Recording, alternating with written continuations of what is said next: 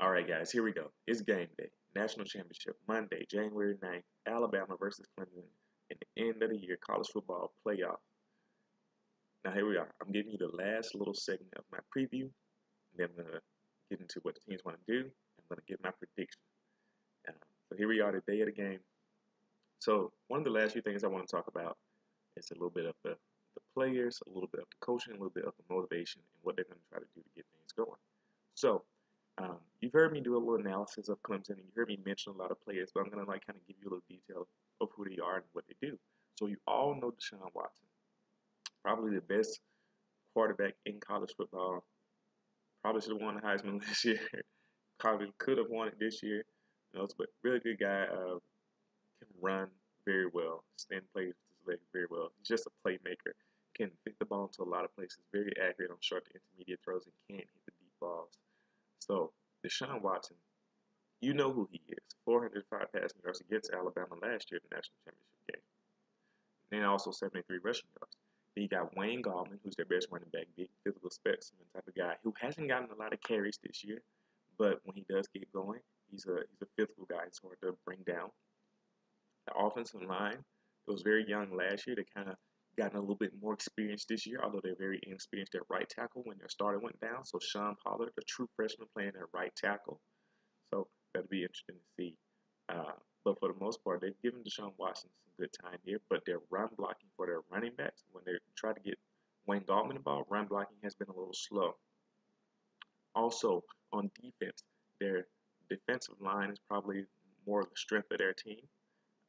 Where we heard that before. But yeah, so they got Dexter Lawrence, the true freshman, who's 340 pounds, like 6'4", big guy. You got Christian Wilkins on the outside. You got Carlos Watkins on the inside, and you got Cleveland Farrell on the other side. All these guys are really big guys. They kind of remind me of the Alabama defensive line from last year, being honest, like guys like Ashawn and Jaron Reed. So really, really interesting. Big guys who can move, who are disruptive. They're not the speediest pass rushers. They're not Tim Williams and Ryan Anderson type rushers. They're more like uh, like, well, I don't want to use him as you know, the model, but Ndamukong Suh like, not Ndamukong Suh, because that's big praise, but Ndamukong Suh like, where it's like big guys who could be disruptive, where they move guys back, they push the pocket around, and they use their power to get to the quarterback and disrupt the running lanes. They like to attack the gaps because they run a 4-3 defense. The end on the tackle in between the guard, the first defensive tackle in between the guard and the center, the second defensive tackle on the other side of the guard and the center, and then the other defensive end between the tackle and the guard. And they like to attack those gaps with their big, strong defensive linemen. And they've been pretty disruptive. They did a good job against Ohio State. But at times, they've been a bit inconsistent there, too. At linebacker, this is probably the weakest point of the defense, although it's relative, but it is one of the weaker points of the defense because they're smallish linebackers, which helps against spread offenses most likely. But the prime example of this is Dorian O'Daniel. He's 6 feet, 205 pounds, very slight frame. So the linebackers don't have to make a lot of plays for Clemson. They're usually dealing with a lot more passing teams. But yeah, so they're very small, so interesting against a power running team. And then in the secondary, you guys know some of these guys. You got Cordero Tankersley, who's a really good cover corner, although he has trouble getting to the run support and tackling a bit. He doesn't always want to tackle, as evidenced by one of my analysis videos where I saw him push the running back instead of trying to take him on. Very interesting. The other cornerback, Ryan Carter, number 31, 5'9". He's a short guy, but he's really feisty. Plays good man coverage. I see him covering up receivers, even though he's a bit smaller. And then at safety, you got Jadar Johnson, who's been a playmaker for them back there. And also Van Smith, number 23, who's also really small, about 5'11", maybe 6 feet. And so they usually like to match him up on safety sometimes. So that'll be interesting. I mean, on safety, I had to match him up on tight ends. So that'll be interesting to see. Now, because that's the Clemson team. Now I'm going to get into the Alabama. Oh, how could I forget about the Clemson wide receivers? So this is one of the parts I found really, really interesting. So Clemson has a really nice group of wide receivers. Last year, Mike Williams and Deion Kane didn't get paid. Mike Williams was hurt. Deion Kane was suspended. But Mike Williams, from what I watched him, this guy has got to be the best jump ball receiver in college football. Rarely do I see defensive backs getting on top of him and making sure he doesn't catch the ball because he high points the ball so well and catches it with his hands. That is a sign of a great receiver. He's not the fastest guy. He's not going to burn you. But when he's down the field, they're going to give him a chance to go one-on-one and catch the ball above your head.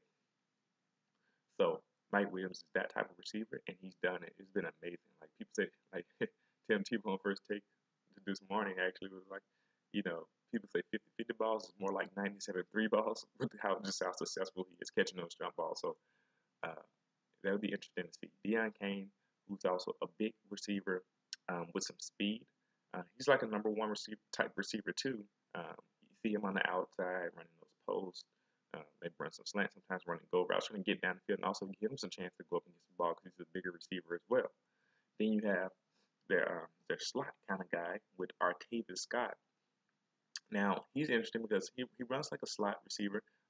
He can get up and down the field, but they really, really, really like to get him the ball behind the line of scrimmage. You heard me say this many times. They'll flip a little bubble screen out to him and let him run because he has the speed and he has playmaking ability. They really like flipping the ball out to him. So don't expect him to go down the field too often and try to get deeper balls. They like to flip the ball to him in the backfield. Then you got Hunter Renfrow, who we remember from last year's title game. They sent him down the field every once in a while. He plays like the other slot position almost. And they like to get him a few bubble screens as well, but they also like to send him out on routes because he's a good route runner. And then finally, Ray McLeod, the shortest receiver. He's so speedy, so quick. They like to get him on little outs, little slants. Try to get him the ball in space and let him get going. So those are their receivers. Very talented guys. They all bring something different to the table. Now, getting into the Alabama's players. Jalen Hurts, true freshman. They've been talking about him all year. Been very consistent running the ball, finding lanes and whatnot. And really stretching the defense with his legs. At times, his passing has looked good, and at times it's been a bit of a struggle. But now with the new offensive coordinator, we'll see what type of plan they use. But so Jalen, a little bit about Jalen. We'll see how he does in this game. But then the running backs, you got a strong group here with Bo Scarborough, one of the better running backs in college football. Now that he's coming around, he's free from his injuries, and he's kind of broken free from all those unfair expectations that everybody put on him, and he's being Bo Scarborough.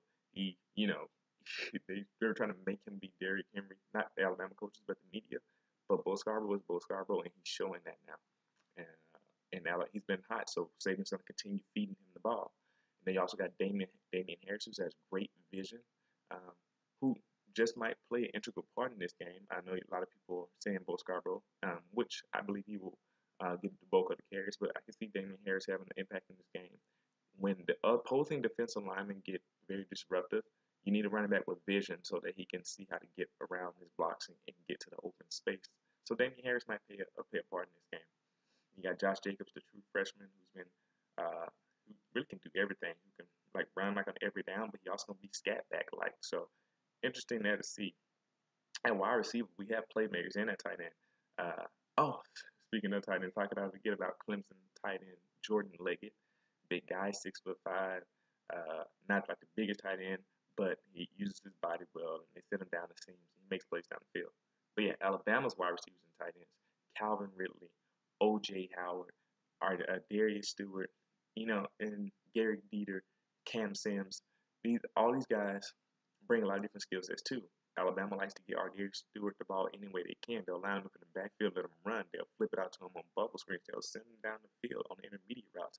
Calvin Ridley, last year he was more of a deep threat. This year they haven't really stretched that as much. They'll get him on the hitch. They'll hit him on screens at times as well and try to get him the ball. But he's been kind of taking a backseat to Darius Stewart. But still, the talent is there. O.J. Howard, of course, is just a walking mismatch at 6'6", 240 pounds, running very high, close to 4'5", 40, I believe, maybe even 4'4", depending on who you talk to. So walking mismatch there, and so a lot of good playmakers. Gary Dieter has just been timely all season. When you least expect it, he's coming up, making a catch, and getting open on crossing routes and slants and even being down the field sometimes. And so, moving on, you got the offensive line for Alabama. A lot of people don't believe. They say last year's offensive line was better. I disagree. This offensive line this year, I think, is better than last year's offensive line. They're more consistent. They don't give up as many tackles for losses last year. They may not be as strong inside pushing as they were last year, but they don't. Alphonse Taylor and Ross Pierce-Baker last year gave up a lot more tackles for loss and negative plays than Ross Pierce-Baker and Corey Kirkland this year, or even Lester Cotton when he was starting earlier in the year. And of course, Jonah Williams is a much better right tackle than Dominique Jackson was last year. Jonah Williams has been a stud, and Cam Robinson has been himself as well. Jonah Williams might even be outplaying Cam Robinson, but they're both playing well, smashing into defenders on runs and also doing great pass protection. These guys have been giving Jalen Hurts plenty of time all year. Jalen Hurts has had time all year. You go back and watch my videos, I gave plenty examples of Jalen Hurts just having time for days to throw the ball. So the offensive line's been doing okay to me. Now on defense, you know these guys. They've been talking about them all year. They've been saying one of the greatest defenses of all time. I don't get into superlatives and all that. I just watch the football. But you got Tim Williams, speed rusher, one of the best to do it, and also he's upgraded his game to even play the run a lot better this year. You got Ryan Anderson on the other side who doesn't get enough credit. We've been saying that all year. No one still pays attention, but Ryan Anderson can play the run. He can rush. He's strong. Does his job really well. Jonathan Allen, technician with his hands, using his hands so well, getting through the tackles and the guards to sack the quarterbacks. Deron Payne clogging up the middle and even being disruptive at times when he's given the opportunity to pass rush. And then Dalvin Tomlinson, who never gets enough credit on that other side, stuffing the run, batting down balls, and even getting to the quarterback. So this has been an impressive front seven with Reuben Foster and Sean Dion Hamilton until he got hurt. But Reuben Foster is really fast and can move. And Rashaan Evans is actually, I think he's faster than Sean Dion Hamilton. So we're gonna have two very speedy linebackers on the field if Clemson drops down into less than 3 receivers. But to have Rashaan Evans and Reuben Foster on the field is going to be interesting. In the secondary, people keep saying that. It's funny that I can tell who don't watch college football or who don't watch enough Alabama because they still say Alabama secondary is a weakness, and I'm like, foolish. If you haven't been watching Minkah Fitzpatrick and Ronnie Harrison light it up at safety, even after Eddie Jackson went down, Minkah, he didn't play perfectly all the time, but now that he's rounding out, he's gotten even better, and he's playing his position well at safety. But the cornerbacks, oh man, these guys are big. People are saying Clemson's size of receiver, but look at Alabama's size of cornerback. I think at least all of our cornerbacks that get on the field, especially nickel and dime back, to about 6 feet or higher. You got Marlon Humphrey at 6'1", Tony Brown 6 feet, and I think Anthony Avery 6 feet. So we have some big guys over there, and they're all really fast. If I'm not mistaken, I believe Anthony Avery, Tony Brown, and Marlon Humphrey all run somewhere around 4.3 40s, and I think Anthony Avery runs a 4.3 flat. That is impressive speed at the cornerback position. Amazing play, amazing ability by these guys. And they got the size to cover Tony Brown in the slot. So see him on Artavis Scott, maybe on a little bit of Hunter Renfro. You got Marlon Humphrey on the outside. We'll see if he get matched up against Mike Williams or if he'll get matched up against Deion Kane. And it might depend on how they flip it around, but probably more so on Mike Williams than Anthony Avery would be on Deion Kane. So that's Alabama defense. And, those are some of the players you want to watch. And then, of course, you got special teams. J.K. Scott, probably the best punter in the nation, in my opinion. J.K. Scott's been amazing this year. He should have got Ray Guy attention, but they didn't make him a finalist for some odd reason. Clemson kicker Teasdale, when I see him, he's usually making his kick. So those are the players to watch. Now, get into a little bit of the coaching. I don't want to say too much. With Steve Sarkisian coming in, we don't know what's going to happen with Alabama and Jalen Hurts. We do know that Saban has said that he's been talking about getting the other playmakers more involved. So look for more passes to Ardarius Stewart, more passes to Calvin Ridley, more passes to O.J. Howard. So we'll see if that diversification of the offense, of spreading the ball around, makes the offense more fluid. With Clemson, we know what they're going to do. They haven't really run the ball that well this year with their running backs, but they're probably going to try to get the ground game established with Deshaun Watson. But they really like to pass the ball. At one game this season, they threw 70 passes. Taking a pick game, they threw 70 passes. And they really like to pass the ball. Like I said, that line has had trouble run blocking for Wayne Gallman. I mean, they put all the pressure on Deshaun Watson, which is what they did last year. So it'll be interesting to see how their offense calls this game, but look for a lot of passes, a lot of behind the line of scrimmage passes, a lot of quick outs and routes if we give open those flats like Pittsburgh did. So A lot of passes from Clemson. Defense, they're going to try to be disruptive with their defensive line and let their secondary play back. Unless they can't stop the run, then they'll try to come up and stop that and try to leave their guys one-on-one. And Alabama, like I said, they'll try to do on offense, get the playmakers more involved, and of course, hand the ball to both Scarborough. On defense, they're going to attempt to stop the run with just the front seven and let the secondary play coverage. If they can't, like Clemson, they'll come up and try to stop the run a little bit better with spies, maybe because Deshaun Watson will probably be the one running, and then it'll be one-on-one coverage for the Alabama secondary versus the Clemson receivers. That is going to be some of those matchups to see, and that's just a quick analysis. There can be a lot more said about coaching and a lot more said about what schemes they're going to use, but not get into all of that. Now, what's going to be really, really interesting? I'm just going to kind of get into, explaining what I think is going to happen or what they're going to try to do. Clemson, of course, is going to try to stress Alabama with the Deshaun Watson running game. The issue is, can they do it against this front seven? This front seven is faster than last year's front seven. They can really move in there. They haven't really lost a step in the run game either. So before the season started, I said, yeah, these guys are going to be fast. They're going to be good pass rushers, but can they continue to hold up against the run as well as they did last year? And the answer is being yes. And not only that, but they rushed the passer even better. So Deshaun Watson's going to have his work cut out for him trying to run against these guys, especially when you got linebackers like Rashaan Evans and Reuben Foster on the field who can run you down if they take the right angle at them. So that'll be interesting, that little chess match up there. Also, if Alabama does leave the Clemson receivers one-on-one, can the Clemson receivers make the plays against the Alabama DBs? A lot of people, I think in past years, are like, yeah, Alabama secondary weak. Nah, I'm sorry to say that's not the case. Maybe Marlon Humphrey has issues turning around sometimes, which would be very, very disheartening if he's on Mike Williams. So watch for how Marlon Humphrey plays the ball while he's guarding Mike Williams. Because if Marlon Humphrey is one-on-one with Mike Williams, that matchup will go a long way to determine how this game pans out, at least in terms of Clemson moving the ball. Because, like I said, Marlon Humphrey at times has not turned around to play the ball as well as some of the other DBs. Like Anthony Avery always turns around. Anthony Avery, number 28, on the other side, always turns around to play the ball. Marlon Humphrey, he's running with the receiver and won't necessarily turn around. So Marlon Humphrey on Mike Williams is interesting. Anthony Avery on Deion Kane. Will he win that matchup? Tony Brown on the slot receivers, like Arteta Scott. That'll be really interesting to see. I don't know how much we'll see how Tony make tackles behind the line of scrimmage. He's a really good tackler and run support. And so watching Arteta Scott get little short bubble screens and watching Tony Brown coming up to tackle him, that'll be an interesting thing to see. Will Clemson try to establish the run with Wayne Gallman?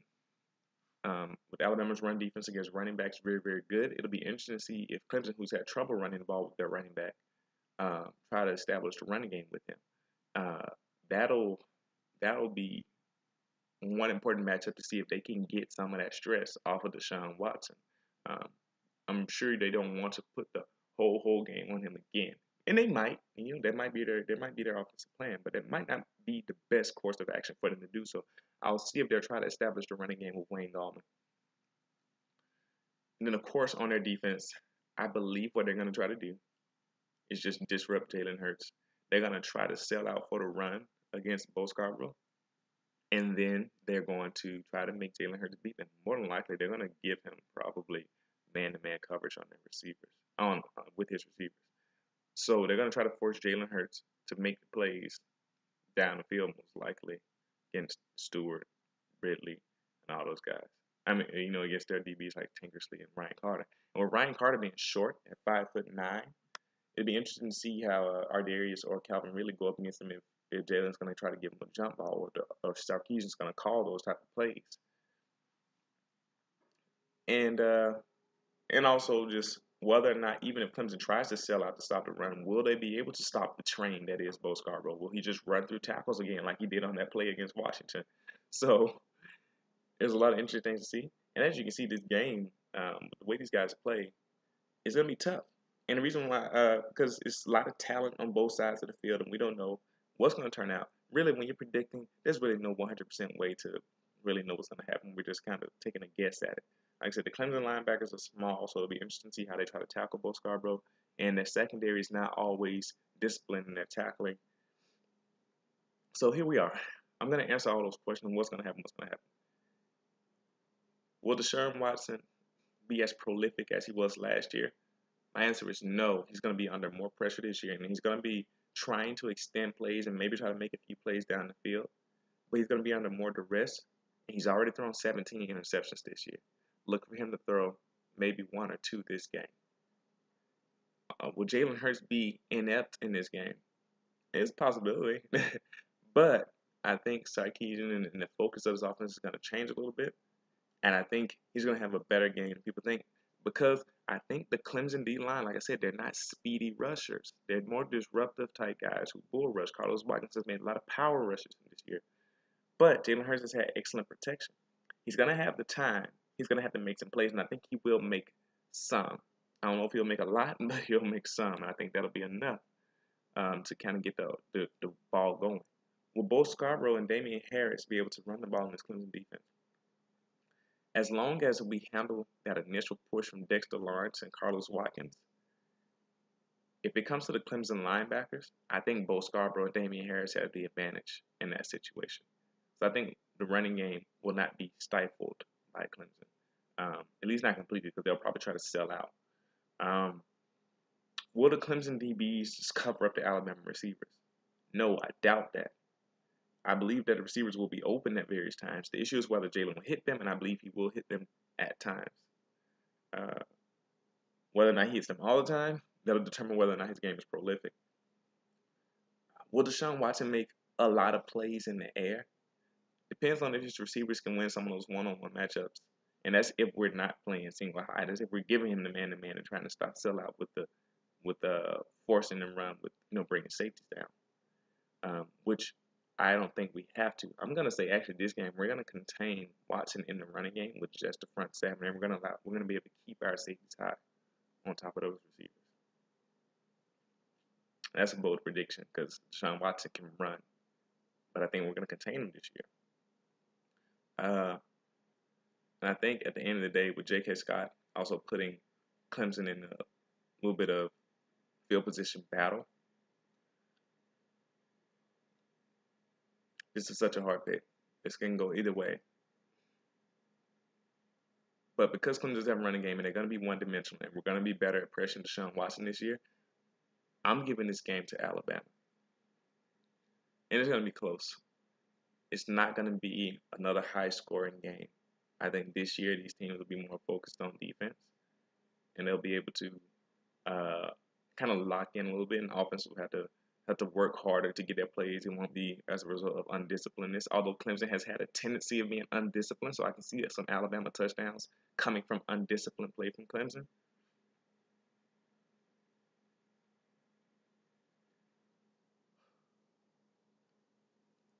Give me Alabama 27, Clemson 20. Yes, I'm calling this game below 30 points. And I could be wrong. This is a prediction, but this game is so hard to predict. But I'm going Alabama 27, Clemson 20. And my first thought was actually even Alabama 27, Clemson 17, a 10-point victory. And a lot of you may think I'm crazy. You think we're going to hold Clemson less than 3 touchdowns? I believe so. Or I should say I believe we can. I believe this defense is going to be highly motivated. People are going to say, well, Ole Miss threw for 400 yards. I also can say, well, Clemson was held to 19 yards by Auburn. So Alabama has better. You see how that argument from the past doesn't really work too well. So you really just have to go based on what the matchup is right now and how the teams are. And so, yeah, I'm going with it. Alabama 27, Clemson 20. All right. See you after the game.